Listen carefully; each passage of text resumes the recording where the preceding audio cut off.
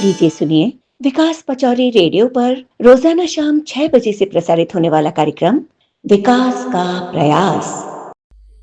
एक बात बताइए, आप हमारे भारत देश की सबसे बड़ी ताकत किसे मानते हैं? हमारी सेना को, अर्थव्यवस्था को या हमारी तकनीक को?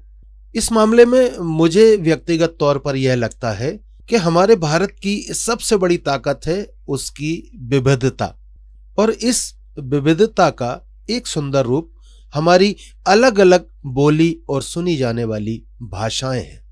मित्रों, आज हमारे देश में राष्ट्रीय शिक्षा नीति 2020 के त्रिभाषा फार्मूले को लेकर बहस छिड़ी हुई है। कुछ लोग इसे राष्ट्रीय एकता का माध्यम बता रहे हैं, तो कुछ लोगों का कहना है कि ये हमारी भाषाई पहचान पर हमला है। लेकिन आज आप एक सवाल खुद से पूछिए कि यदि एक भारतीय छात्र अंग्रेजी सीख सकता है, फ्रेंच सीख सकता है, जर्मन सीख सकता है, जापानी सीख सकता है, तो फिर उसे अपने ही देश की एक और भारतीय भाषा सीखने में परेशानी क्यों होना चाहिए? मित्रों, भाषा कभी दुश्मन नहीं होती। भाषा तो पुल होती है जो दो दिलों को जोड़ती है, संस्कृतियों को जोड़ती है और लोगों को करीब लाती है।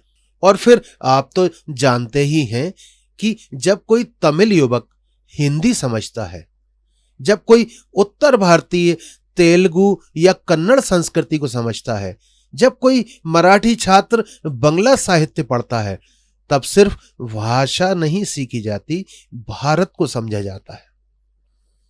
लेकिन दुर्भाग्य यह है कि आज भाषा का विषय शिक्षा से ज्यादा राजनीति का विषय बना दिया गया है।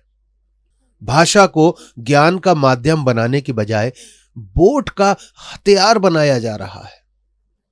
मित्रों, राष्ट्रीय शिक्षा नीति यह नहीं कहती कि किसी राज्य पर कोई एक भाषा थोपी जाए, बल्कि उसका उद्देश्य यह है बच्चे अपनी मातृभाषा भी सीखें, बच्चे दूसरी भाषा भी सीखें और दुनिया से संवाद करने की क्षमता विकसित करें।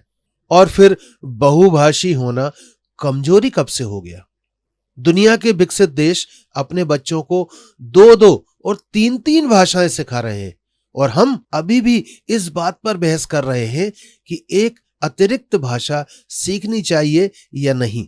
मित्रों, हर भाषा का सम्मान होना चाहिए, क्योंकि हमारा भारत किसी एक भाषा से नहीं, सभी भाषाओं से मिलकर बना है। और फिर भाषाएं जब जुड़ती हैं तो राष्ट्र मजबूत होता है। लेकिन जब भाषाओं के नाम पर दीवारें खड़ी हो जाती हैं तो सबसे बड़ा नुकसान हमारे देश का होता है। इसलिए भाषा को राजनीति का हथियार मत बनाइए, उसे ज्ञान, संवाद और राष्ट्रीय एकता का माध्यम बनने दीजिए, क्योंकि भारत की असली पहचान उसकी अनेकता में एकता है। मैं हूं विकास पचौरी।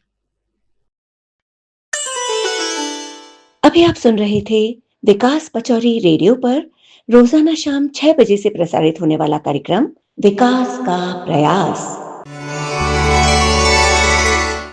तो सुनते रहिए विकास पचौरी रेडियो, और अपने प्रियजनों को भी कहिए कि प्ले स्टोर से डाउनलोड करके वह भी सुने विकास पचौरी रेडियो।